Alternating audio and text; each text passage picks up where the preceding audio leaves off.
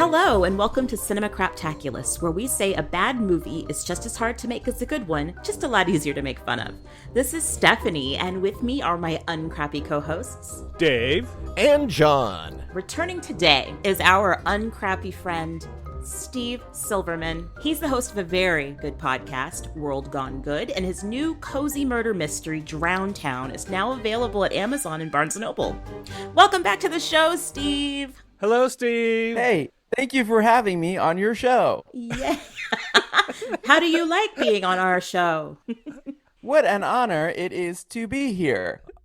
This is not AI at all. No, actually, it's great to see you guys. Wait. Great to be back. Are you telling me every time celebrities came out to the Diaz and read scripted lines on the Oscars or Golden Globes or Emmys or any other awards show that was AI? We've been AI since 1998. Yeah. Okay, that was weird. We're glad you're here, Steve. We've missed you. Here. We're glad that you are with us in 2024 for a guest showing. And really excited to talk about today's movie with you. I hope you are. I am so excited about it. Oh, so excited. Well, let me tell you about this movie, or I'll tell you a little bit about this movie. There's no dialogue, there's no electricity, and there's no peace, because no one will save you. That's the name of the movie. No one will save you. Easy. Here's the rapid recap to catch you up. Cinema Craptaculus Rapid Recap. In this sci-fi psychological thriller, Brynn, Kaitlyn Dever, is an anxious homebody because of a mysterious event in her past that left her the town outcast. Now, this lonely stay-at-home woman finds herself in survival mode, facing off against an alien invasion in the style of the Invasion of the Pod People. Armed with sheer grit and an unmatched will to survive, Brynn has to face this extraterrestrial onslaught while facing her past. And when it comes to your past, the movie title truly holds up. No one will save you. Or is it no one will save you? Or is it no one will save you?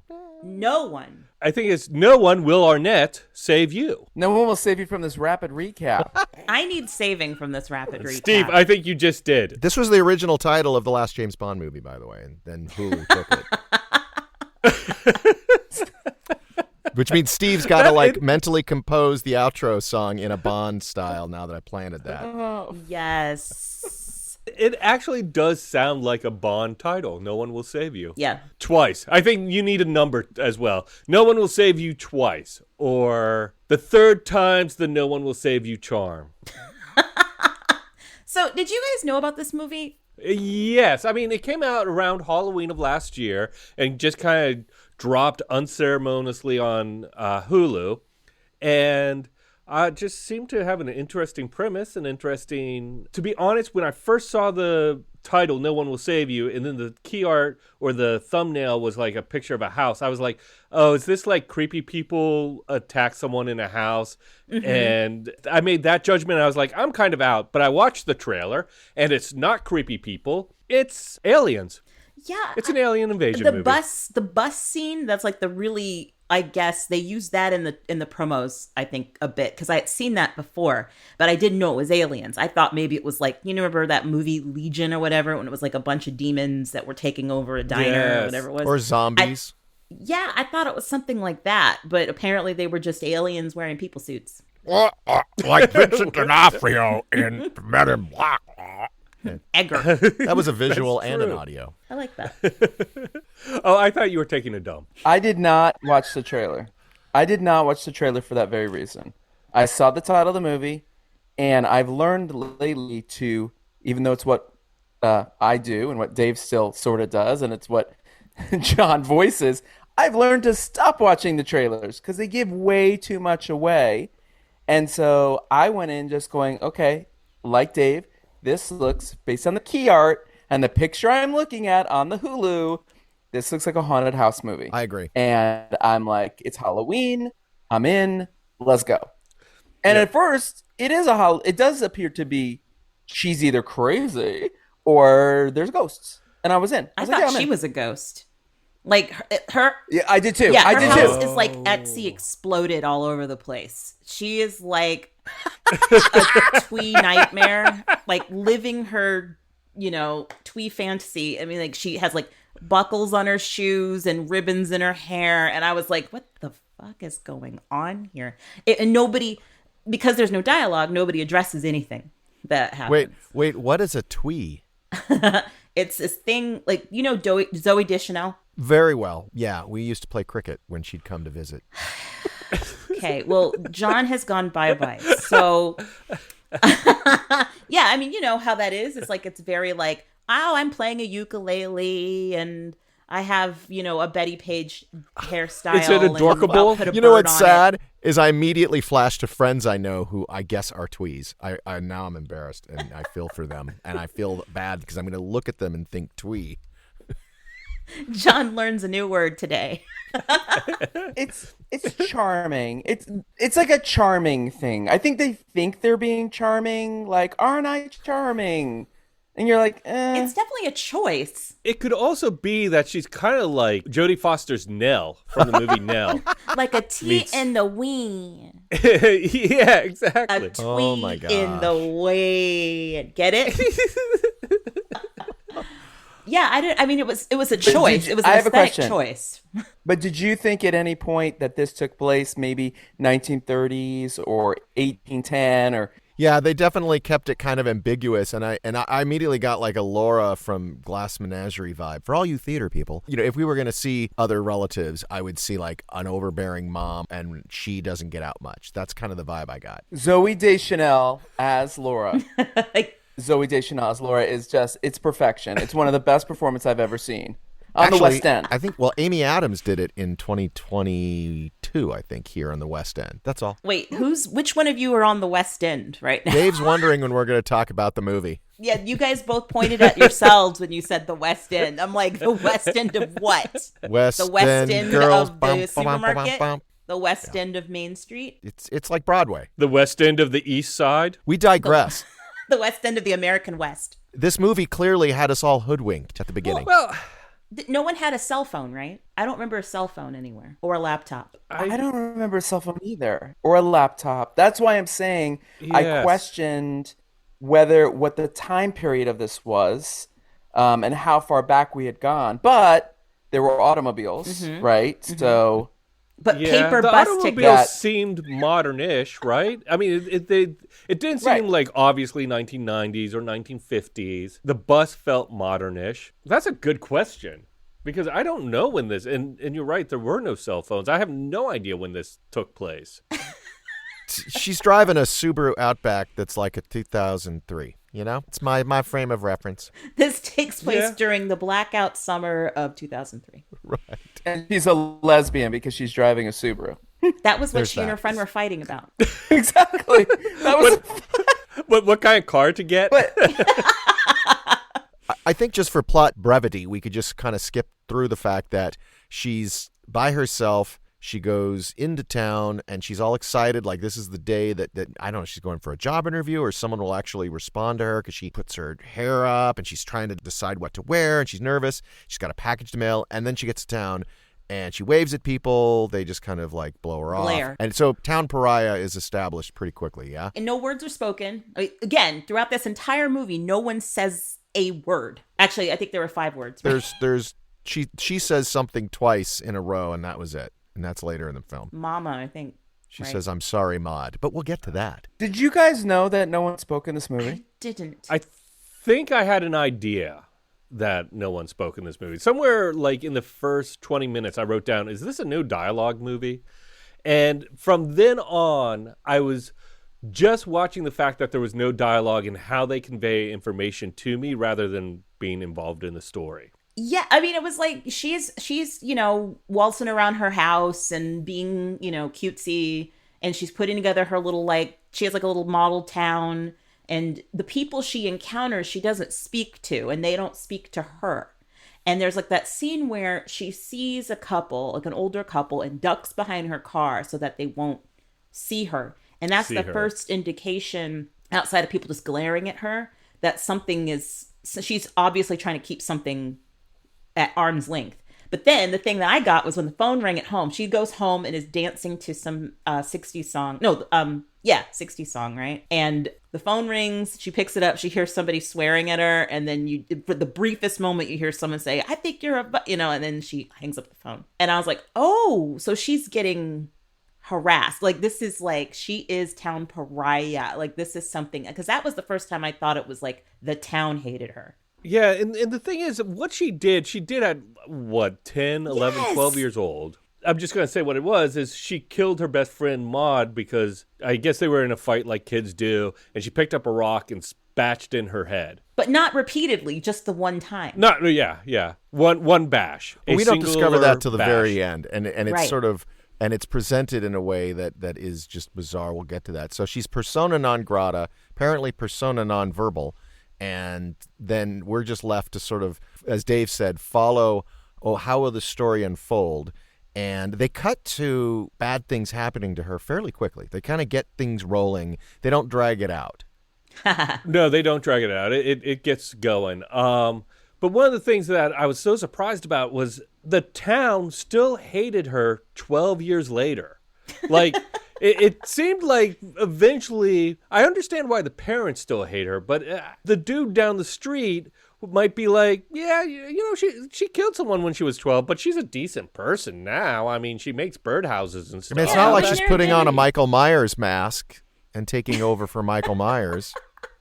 We're not Oh gonna my have God, I would Corey, pay for her to show up in the sewers and run into Michael Myers and put on the mask. Sorry. That her history story would have been, they're actually kind of the same. Steve so hates us for even bringing that up. What I love is that I have not been with you fools for at least a year or 2 years doing this, and the same tropes come up every single fucking time. James Bond, Michael Myers, a sewer.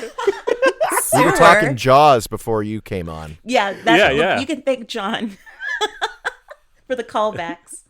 I just think, like, the thing about this movie, the thing about No One Will Save You is that it feels like they were like, wouldn't it be cool to kind of do a different kind of alien invasion movie where nobody speaks, it's the town pariah? Like, what would happen if the person who everyone hates gets invaded by aliens? And, I personally thought that the cat and mouse scenes were pretty well done, but it also felt very much like something I just seen, which was A Quiet Place in those movies, and I was like, wait, I feel like I've seen this already. I mean, the monster design or the alien design, they were like grays, basically, if you know UFO stuff, that they're the ones with the big heads and the, black eyes. And they had little tiny toes, like that they would like do releves on. And I was like, oh, he's classically trained. A classically trained dancer. But then the only thing that was spooky about that is like every once in a while you hear like this like really fast like boom boom boom boom boom, boom like he's running through the house, like instead of creak, it was like it was running like after her. I thought that was so freaky. I didn't like that. I mean, I liked it, but I wouldn't have enjoyed that. No. And don't you find as a movie viewer that when you start going down a path of like, oh, no one's talking in this movie, oh, now you go to A Quiet Place, right? Yes. Or you're like, she's been dead the whole time. She's going to turn out to be dead. Like the tropes of like, okay, so wait, my question about the movie is, why did we decide that no one should talk in this movie? That was a key thing for me. Why?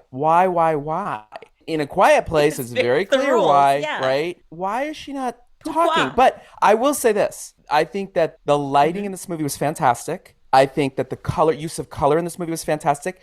The chase scenes in the house, which were sort of slow and steady, and what you just said were really well done and really creepy. And I give him credit for that. Yes. But I didn't understand the why we're not talking. Yeah, that made it feel like a gimmick. One thought I had, because I had the same feeling, was that she couldn't communicate with the aliens. And by like halfway through the movie, there's no communication in this movie because there's no dialogue. And so you start feeling that kind of unease of not being able to talk to anyone. So you're kind of in her shoes by that point. And there's these creatures, and they had like those kind of like Spielberg's War of the Worlds deep bass brown noise that would just be like make you evacuate your bowels every time they make a sound. And I just think that that the idea of Dave, is there something you want to like, share with us? I had a colonoscopy and I had to clean out. Wait. You're clean as a whistle. Wait, everyone, starting with Dave, everybody do the noise. Dave, you first. What's the noise? Okay. So we're all going to do it together for the And audience. it's not even based. No, Individually, differently. It's a contest now. No, John, you do the noise. Oh, nice. Stephanie, you do the noise.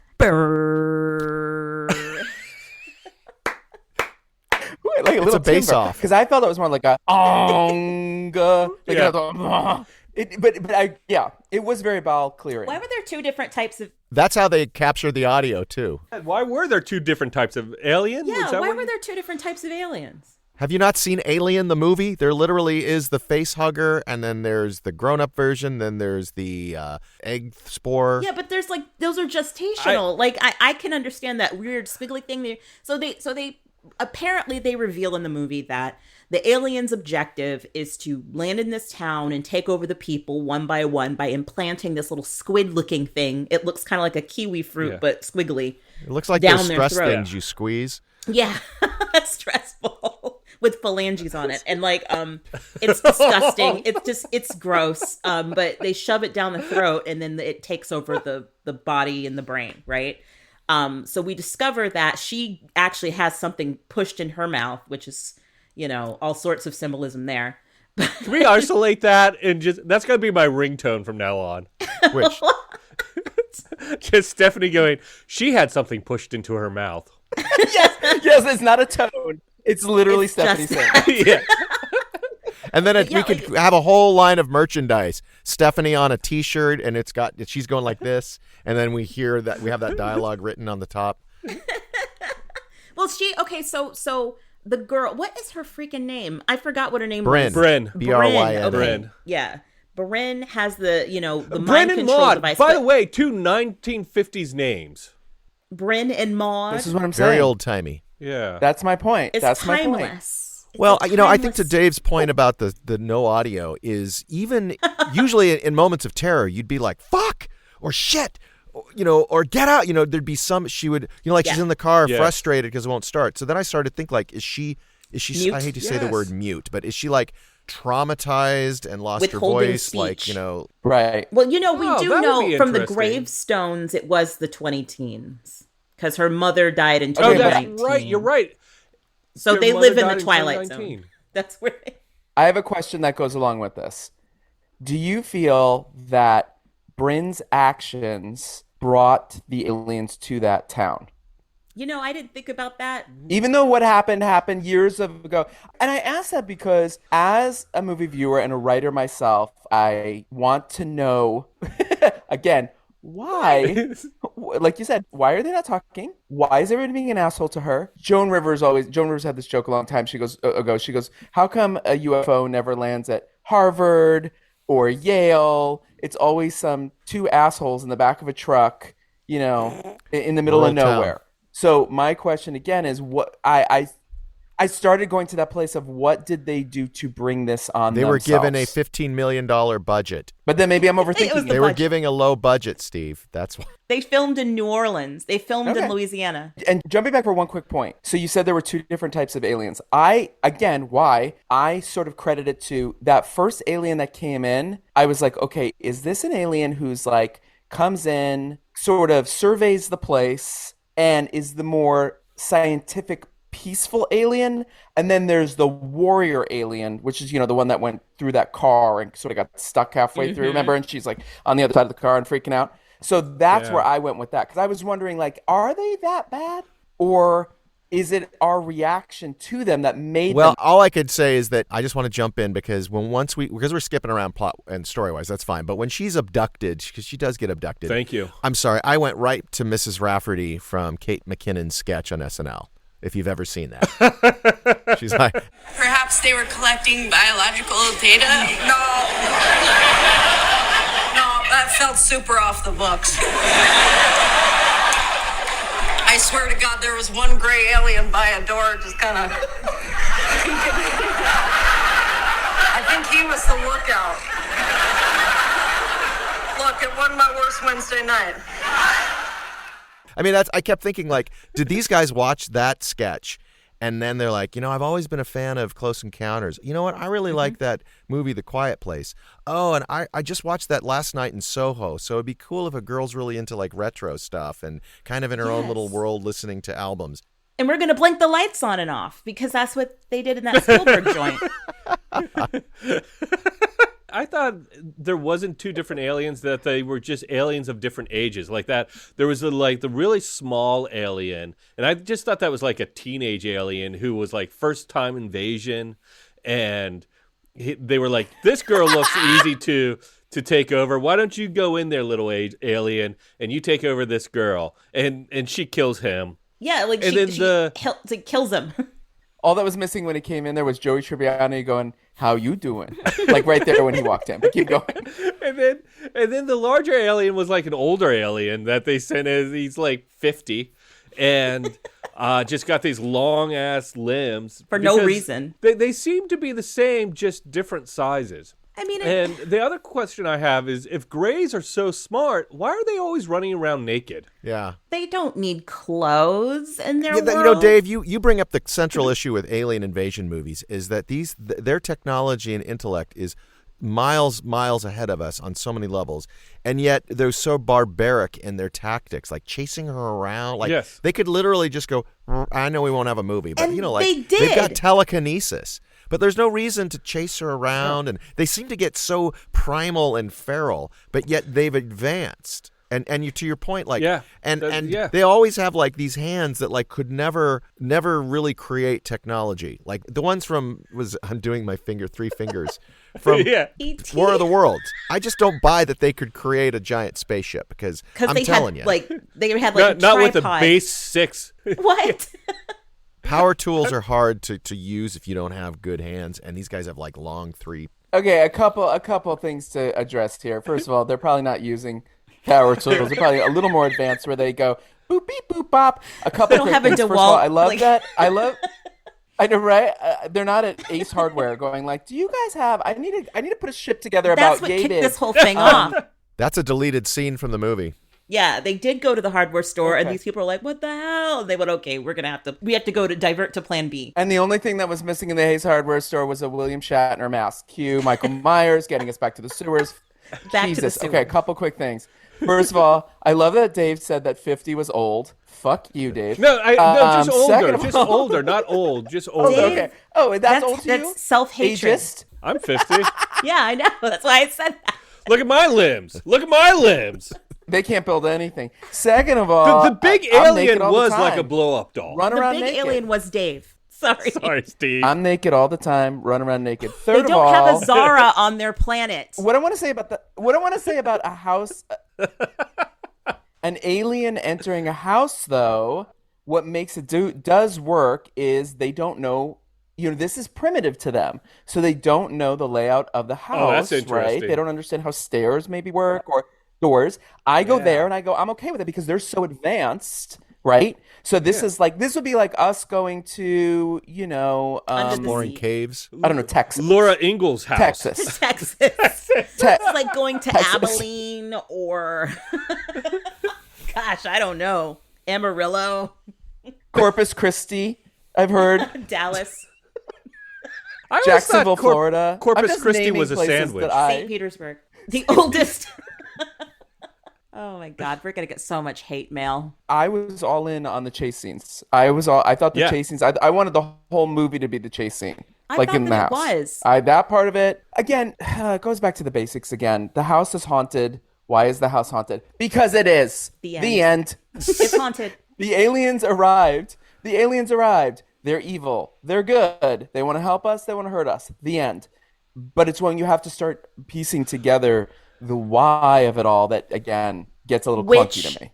To be fair, can I just say this real quick? Which, works if you set up that works if you're allowed to have dialogue or if you set up the world rules very clearly. And unfortunately, in this movie, I felt that the gimmick of not speaking hurt them in the end, because I was like, I don't really know what happened here. There was like a whole scene where the aliens were talking to each other and there was no subtitling or anything like that. And I was like, what am I supposed to get from this? Like, what are they talking about? And it wasn't just like a little like eye glance and then a, it wasn't even like that. It was like 15 minutes of these aliens talking. And I was like, okay, did somebody forget to put subtitles in? Or were they thinking, the audience will understand what's going on? Because no, I didn't understand what was going on.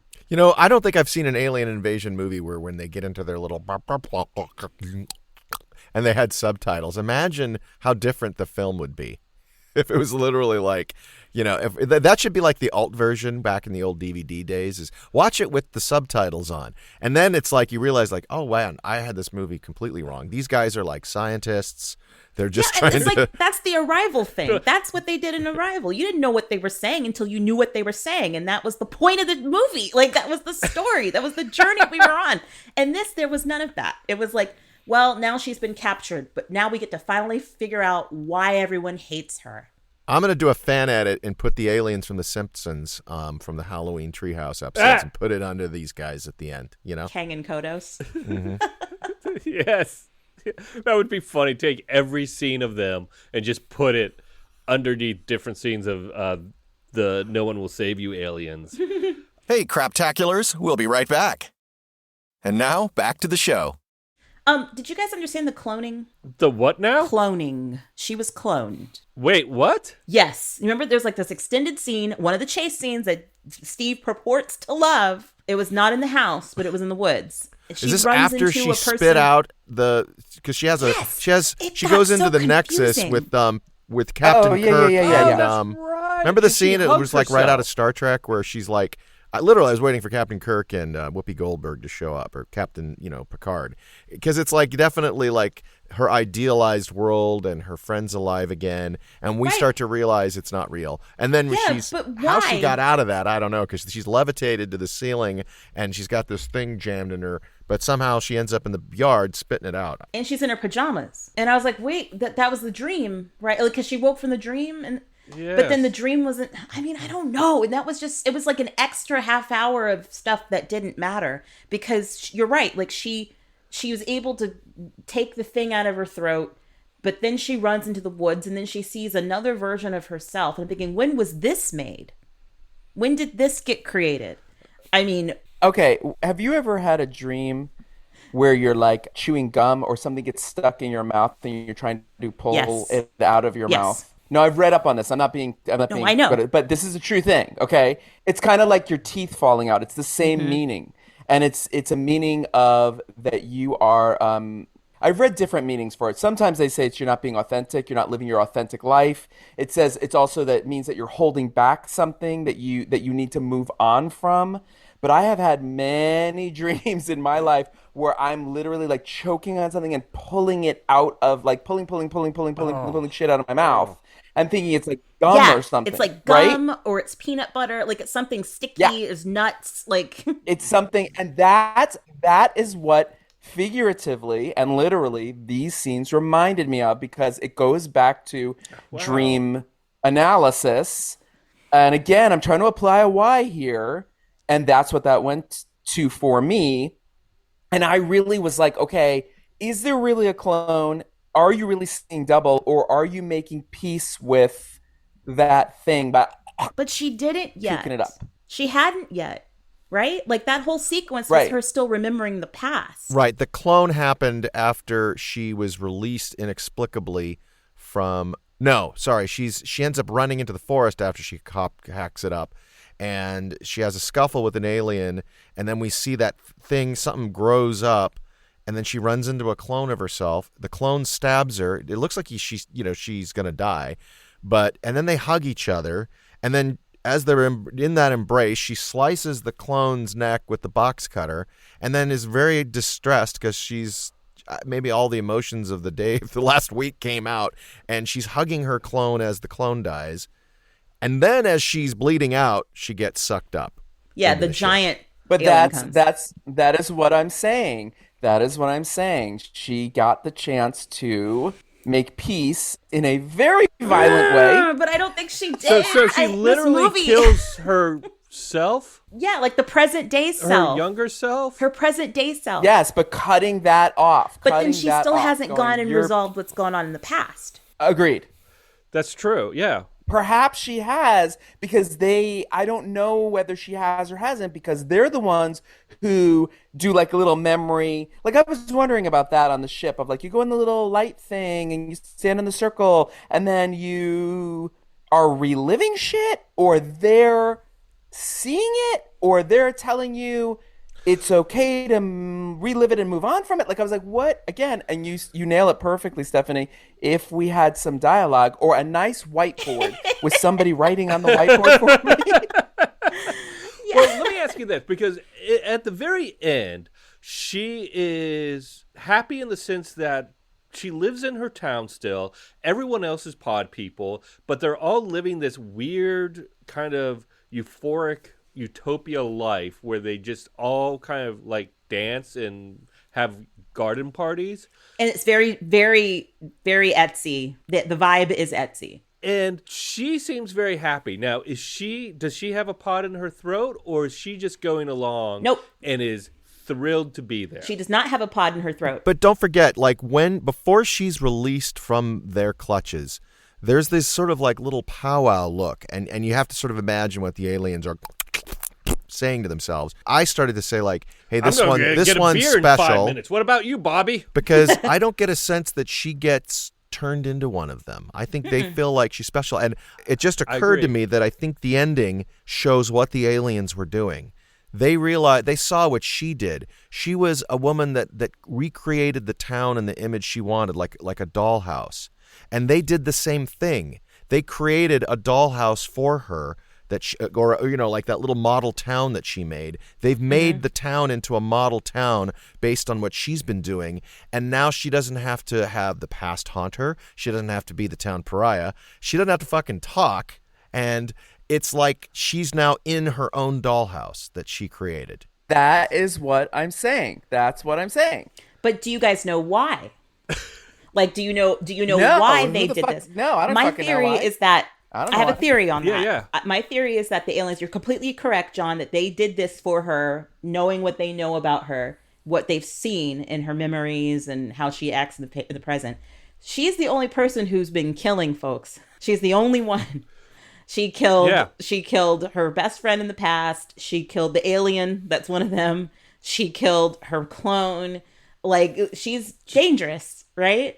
So do you think the aliens, when you said earlier that maybe they thought that she was unique, and it's like, well, she is. I think there was the scene where she's in the sewer and she runs into one of them and she looks into the alien's mind, and then she wrestles the William Shatner mask from him. Okay, enough. Can we mute his mic? Unfortunately, no, because he's locally recording. Just mute him. Okay. Oh my God. No, can we talk about some plus things about this movie? First of all, a lot of pluses in this movie. I thought the sound design was pretty great. I thought the lighting was pretty fantastic. Yep, I loved the chase scenes. I thought the alien stuff for computer shit was pretty well done. The whole thing where the thing got stuck in the car and she was on the other side of the, she was going around the car. I thought that was fun. I thought it was well done. She set it on fire. Yeah.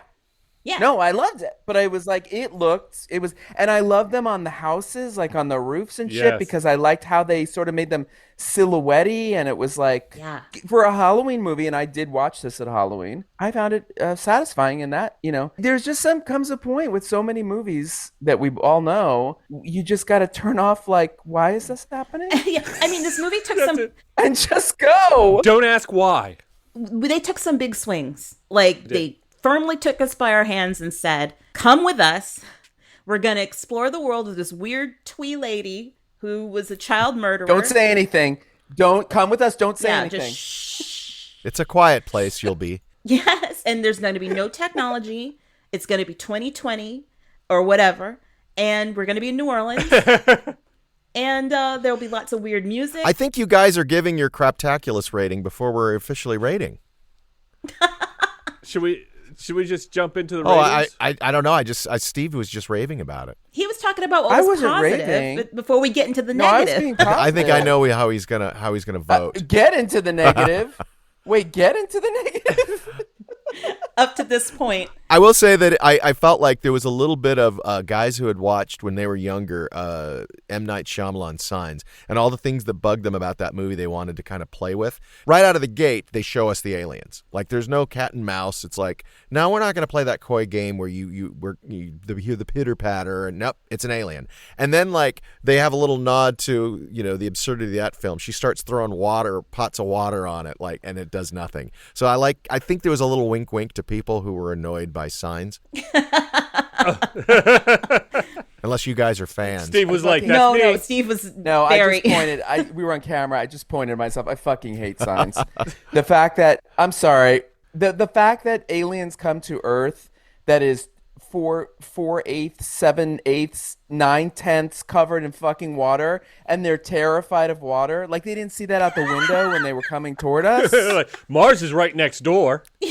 I know, seriously, go burn up on that planet, bitch. Land in Africa. Don't land in, like, the Midwest where there's lakes. It still rains. And There's Great Lakes in Africa, and too. You know what I was happy about in this movie? Let me tell you what I'm happy about in this movie. She did not have asthma. And we didn't have to deal with, will she get the inhaler? Oh, no, she can't find the inhaler. One more fucking movie with a younger person or a child. Or dog. And my child needs their inhaler. Or a dog who needs an inhaler. Her cat has feline HIV and needs... Can we talk a bit about the aliens again? Because there was something in the way they moved. It was like it was half of oh gosh, what's the Stranger Things, a little bit of that kind of movement. Like, they took the rigging model from when people would get possessed by Vecna, if you saw it, like where they'd break limbs and stuff. Well, they do that in the Yes. Exorcism of Emily Rose. And that Exactly. But then there was one scene where the alien, I think it was when she's crawling across the floor, and then the camera focuses on the background, and he was kind of the alien was there the whole time. And it almost looks like Michael Jackson Thriller. He comes out. It was Get really jerky. I thought it was more like Beat It. I want to go, like, put a music track to all those scenes and make where it looks like the aliens are dancing. Beat It would be the perfect music track to put to those scenes. I was thinking Uptown Funk, but that's all right. Yeah. That's all the money Boo. we have. Yeah, I was thinking, while you guys are talking about the aliens, the monster design is increasingly difficult to do because everything's computer modeled, and you just have these I guess designers that kind of go off of each other and create things that ultimately end up looking similar. So, I was thinking about the very thing you said about, were they going to reveal the aliens, or were they going to, like, kind of hide them for a while? Because you're right. Like, we had Signs, we had Cloverfield, we had the alien in, what was that, 8mm? What was that? Is that the J.J. Abrams 8mm. Yeah, the aliens. We had everything. Like, we've seen all of the types of aliens we could have, War of the Worlds, and they all kind of look the same. But I think you're right. Like, they probably just said, we're not going to hide the balls too much on this, because it's not important that we reveal them as aliens. You already kind of know they're aliens because you can hear the chittering, you see the lights in the sky, there were crop circles, in the grass. With their movements and their specific designs, they were still kind of original enough to be interesting. Yeah, the tippy toes. Well, they had superpowers. Yeah. They could float, they could levitate things. Yeah. Should we jump into the ratings of this? Yeah, let's do that, Dave. Let's just keep this truck rolling to your satisfaction. Forget the rest of us and our opinions. Hey, I'm Brynn, and this is my town. My town. You know what would have been great about this podcast episode is if we just were silent for 45 minutes. Like the movie. One of you is going to find out that you didn't turn your mic on, and that's going to happen. No. Yeah, no, total silence. And whoever's listening is just like, oh my God, is this the most creative, genius thing I've ever heard? Or is this bullshit? Avant-garde. And at the very end, it'll just be like, I'm Etsy. I killed my best friend. I'm Etsy. Betsy Etsy. That'd be so Like awesome Square if her name Dance. was actually Etsy. Yeah. Square Dance. I am curious about small town like hoedowns or what are those called? The little dances at the end, the box social. Yeah, Bach social. Like Yeah, they laid down like all these Persian Persian rugs. And I was like, is that a Southern thing? Is an alien like that's what aliens think we dance on? I was confused. Did you notice that she's dancing with a man and a woman? No, I didn't. I did. I kind of faded out on that scene. I was like, you fainted. You were like, I can't. Well, because they're obviously all pod people, and I couldn't tell. I suffered the vapors. So is she dancing with the aliens, or is she also an alien? That was the thing that was a little unclear. No, she wasn't an alien. They made a big point of showing the things gurgling around in the other people's throats. She never had that. But I was thinking that is she attracted? Is she bisexual? Is that what the whole thing started with? Like she liked her friend. Her friend was like, "No, get away from me," and then she killed her. That's not good. But I mean that's something where it was like it is something that nobody would talk about. I mean, you're right. It's something. And why the girl's parents might be so hateful. They're hateful because she killed their daughter with the rock. I just hope that they did not spend a lot of money on the buffet at that dance because she's the only goddamn person who's going to eat at it. That's true. They had a 50% minimum. They all have shit in their throat. So she's going to be the only one who's going to be over there enjoying the chocolate fountain and eating little finger sandwiches. Guys, did you notice how all the aliens are really like super thin? And maybe like they go to planets where they're like, everyone's fat here. Let's give them like the living Zimzak or whatever that alien Ozempic drug is. Literally a thing that you put in your throat. They just put it in your, and it eats everything that you eat. It's a tapeworm. It's a tapeworm. It's an alien tapeworm. The movie. And they're all gonna get thin and become happy, and that's the meaning of the movie. That's terrible. You're welcome. That does nothing for one's self-esteem. It's like, oh no! Oh no! No! No one will save you, Stephanie. No one will save you. But you will save calories. I mean, here's a thought. The movie's called No One Will Save You. At the beginning of the movie, no one was going to save her. And at the end of the movie, she saves herself, right? Yeah. So no one will save her. So her arc is going from no one will save her to no one will save her. But she accepts what she did in the past. So she has an arc. Good point. I'm sorry, Dave. Can you mute him? Can we mute him? It's just going to be me and Stephanie talking, apparently. Okay, let's wrap this thing up. Give me the ratings. I can't wait. Cinema Craptaculus ratings. Okay, we have a 3-tiered rating system at Cinema Craptaculus. The top tier is Cinema Craptaculus. This is a must-watch. Join the mothership. The mid-tier is Craptaculus. Aliens can visit. If you have the time, it's worth a watch. And then utter crap. Leave me alone. Not worth it. Alone in your big old house that your mom left you, presumably. Alone in your Etsy house. I feel like her house needs to be an Instagram experience now. Her house was a Come character. Visit Etsy. Her house was a character. But yeah, it was a character. Can I go first with my grading? I would like to give this a middle Craptaculus. Aliens can visit. If you have the time, it's worth a watch. I don't know if I would use the word worth a watch, but it was a movie that I did watch, but I was skipping through a lot of it because I just didn't have the patience. I really wanted to figure out what happened in the past. They were dangling it like a carrot, and I was like, I've seen aliens chase people before. I need to get to the meat. I need to get to the character. And I did, and they provided what I wanted. But like I said before, I think this movie was somewhat hobbled by the gimmicks and scene. Yeah, and scene. I will also give it a Craptaculus. I had something very funny off of what you said, and now I totally forget what it was. Maybe she's worth it. Was it about being worth it? Maybe I know what Brynn. it was. So you brought up you wanted to get to what happened in the past, and I'm wondering now is like, and it's a question I will never answer. But is this better on a rewatch when you know what has happened, so you can see? You know, it's like watching The Sixth Sense again or Saltburn again. You kind of like see this all the clues in the setup. But I don't think I want to watch this again. Although I have to say I did I give it a mid-tier Craptaculus. Let the aliens visit. I really liked some of the cat and mouse chases. I like the alien designs. I thought it was creepy and scary. I think they filled it with like they didn't repeat moments over and over. It was like each time they changed it around a little bit, which was cool to see. But ultimately, it kind of left me a little like, I guess that just happened. And you kind of had this hollow sound in your head, like. Oh, something I was going to say. I like Prey better. If you're going to have a young woman fighting an alien invader, I think Prey is much better because even though it had dialogue, it had interesting dialogue and it had interesting set pieces. This didn't really have interesting set pieces to me. I just wanted to put that in there. Sorry. Yeah. Steve, do you want to go next? What's the top choice? Join the mothership. You have to watch this. Yes. I'm going to be bold and go with the top choice because what? I will say when you wrote Jim a book, Steve. I did write a book, and there's actual words in it. It's not like this movie. We're just blank pages. Jim and I watched this.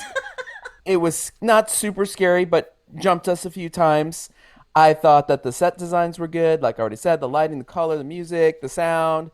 Overall, when I turn my brain off, as I have to do with many movies, and remind myself that so many writers today mirror back to things that they already know and pattern it after stuff to make it either that's all they can do, or they do that as a sales piece for the marketing team, and or given that note to make it more like this, make it this meets this, and or make it more palatable for an audience.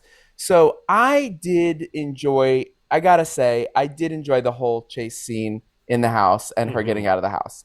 And that to me was really, as a horror person who loves horror movies and scary jumps and that kind of stuff, I did enjoy it. The only thing I would say is that at the end of the movie, I wanted so bad that last scene of them at the dance, I just wanted it to be, now I had the time of my life. And I wanted the alien to pick her up. Like, you know what I mean? She runs and he picks her up. Or like maybe he levitates her. But like, I was like, I did at the end go, why are we at a hoedown square? And why are there so many rugs? And rugs. It's a tweak is this convention. Sponsored by like Sofa King? Remember Sofa King on SNL? Is this Sofa King for carpets? Like, what is happening? And But I would say, as somebody, not to dissuade anybody, because we've already told you everything about the movie, go watch it yourself and see if what you think. But I did have some good jumps, so I'm gonna give it a jump on that fucking mothership, baby. I thought though to go back real quick to what you said about there being no words in the script. Did you think this was improvised? No. No, you can't improvise with CGI. You gotta, the storyboard stuff's gotta be in there. You guys have no sense of humor. You answered that with such a straight, you're like, no, Stephanie, they use computer generated imagery. You can't improv. Stephanie, listen, aliens are terrible at yes and. They're terrible at it. They're very much in their head, or in the case of this film, in her head. Yes. I'm going to follow suit and give it a Cinema Craptaculus. Join the mothership. You have to watch this. And I'll say that because I think we sort of forget that a lot of these films are niche films. So when we review like Chris Hemsworth in Extraction 2, if we're talking to a broad audience, then our reviews are probably going to say, yeah, don't watch this movie. But if we're talking to action fans, they're going to love that. In this film, if you're into sci-fi and alien sci-fi, I think this will be your jam because you've probably consumed a lot and are influenced by a lot. But this is a little bit of a twist because it's combining Etsy and it's combining A Quiet Place. We need to figure out a way to get them to sponsor this episode. And it's combining, trauma, and there's a whole sort of like, M. Night angle where, there was a lot of M. Night in this too, where like they have to resolve something bad and kind of come to terms with it. But no, I think for sci-fi fans, I think this is an interesting little night, and it's in the horror section on Hulu. It's not horror, it's more like sci-fi thriller. And it's funny, I think we've mentioned this before, but a lot of these films particularly on Hulu and Netflix that fall into these horror type genres are very light on gore. Very light Very on profanity. PG-13. Very no nudity. Not that it needs it, but I'm saying a lot of the things that gave R ratings, they're not putting in these films because I think they don't want to turn a lot of people off. But the aliens are fully nude. The aliens have no clothes on. There was full frontal Not aliens. a stitch on anyone. Yeah. So, yeah, I'd say for people who are into the genre and including the Quiet Place vibe, you know. But I think all of the points about there is really no reason for it to be silent. That felt like they're writing it without dialogue, and let's keep going. Let's keep it as quiet as possible. Wait, so what was your grade again? What did you rate? Oh, it was the Cinema Craptaculus. I think qualified for the people that are into this.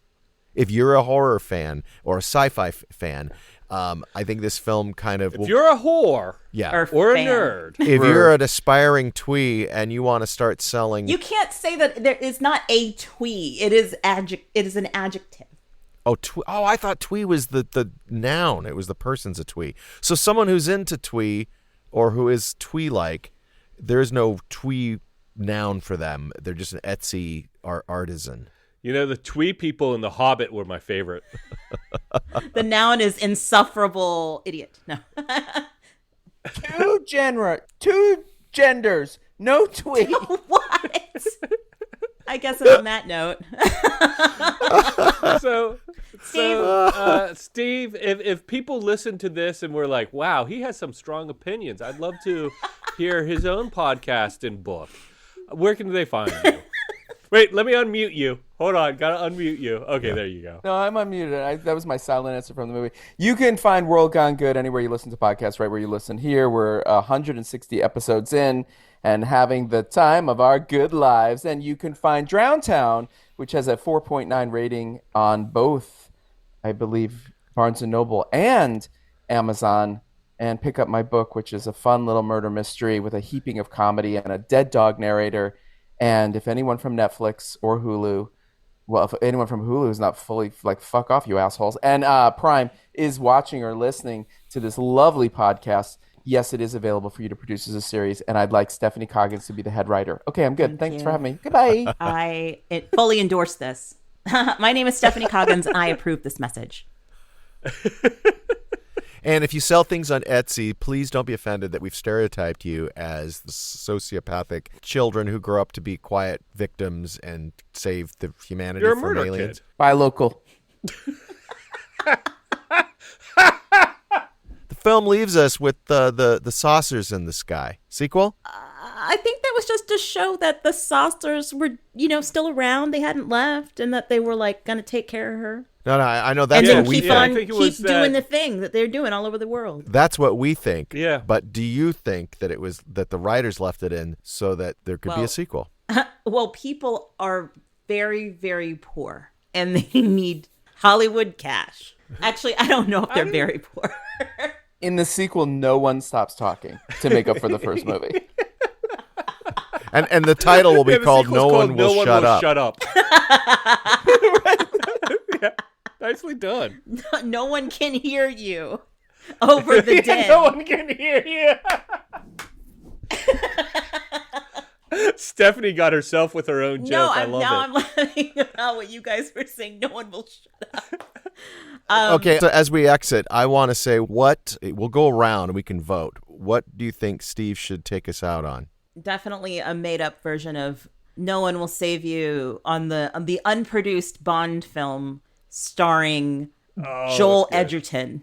Okay. Dave, what should Steve take us out? I would say a parody of the song Nowhere to Run, the 1960s, Shondells or something. Nowhere to Run, Martha and the Vandellas, baby. right? Thank you. I'm going to go with, because that was the dead character, the girl's friend, I'm going to have Steve's Got to Say, and it kind of falls into his wheelhouse, and then there's Maud.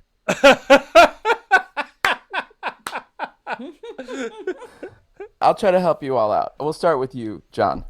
And then there's dialogue, and then there's dialogue, and then there's dialogue, and then there's dialogue, and then it goes quiet. And then there's silence. For Dave, it'd be no one will save you, nowhere to run, nowhere to hide. I don't gotta do anything. That works no as one it will is. save you, baby. Nowhere to hide.